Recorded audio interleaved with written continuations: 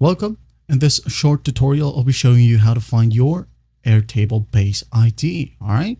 First up, go ahead and log into your Airtable account. Now, once you're in here on your dashboard, go ahead and go to the top right and click on Help. Okay.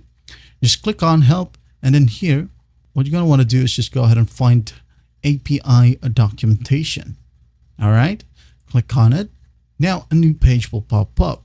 Okay. If you're using the app, it will just open up another browser.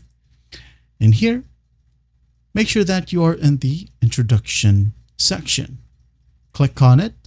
Now on the right panel, go ahead and scroll down until you find your workspace. Okay.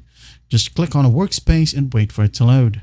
Now, once it loads, as you can see here we have the base ID.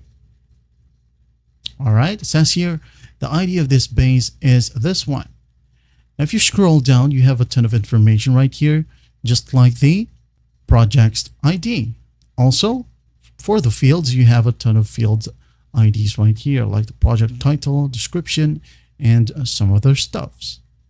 That's basically how you get it. Well, I hope this video helps, and I'll see you in the next one.